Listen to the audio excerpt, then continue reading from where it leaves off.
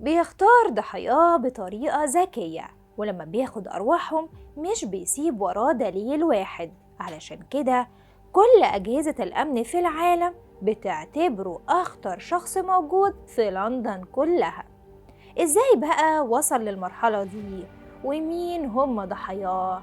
معقولة أقوى جهاز أمني في العالم مش عارف يحل اللغز بقاله 134 سنة؟ قضية خطيرة جدا وتفاصيلها تخوف. هنعرف كل تفاصيلها في الفيديو ده. في سنة 1888 انتشر خبر في العاصمة الإنجليزية لندن عن رحيل 5 ستات مرة واحدة.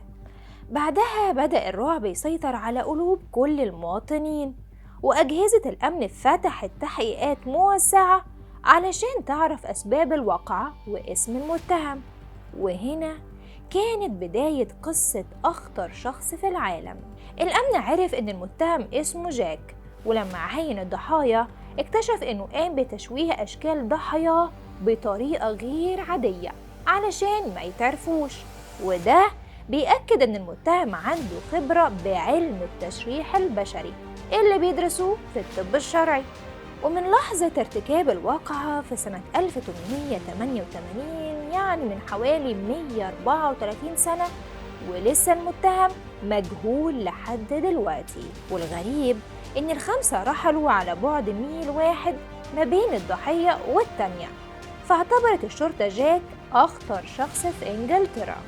واكتشفوا كمان إنه ارتكب وقائع تانية مشابهة في نفس المنطقة وفي نفس الفترة الزمنية، فده تسبب في رعب كل المواطنين. من ضمن المعلومات إن ضباط شرطة لندن لما فشلوا في الوصول للمتهم جات لهم رسائل سخرية من جاك لما عرف إنهم بيتوقعوا اسمه في القضية من غير أي دليل ضده. وبالرغم من مئات الأوراق عن تسلسل الواقعة، إلا إن الشرطة فشلت في الوصول للمتهم الحقيقي لحد دلوقتي. وكل اللي بيتقال إن جاك هو المتهم الرئيسي، لكن فين هو؟ محدش عارف يمسكه، وظهر أسماء ناس مشهورة غيره كتير جدا، لكن القضية نفسها متأيدة ضد مجهول. كمان بقى والغريب في الموضوع ده إن اسم حفيدة ملكة إنجلترا الراحلة فيكتوريا كان من ضمن الأسماء اللي اتذكرت في التحقيقات كمشتبه بيه، لدرجة إنه تم ذكر أكتر من 100 متهم في أغرب الوقائع اللي حصلت في إنجلترا. فمش غريب خالص يعني تكون الوقائع دي الأغرب في العالم.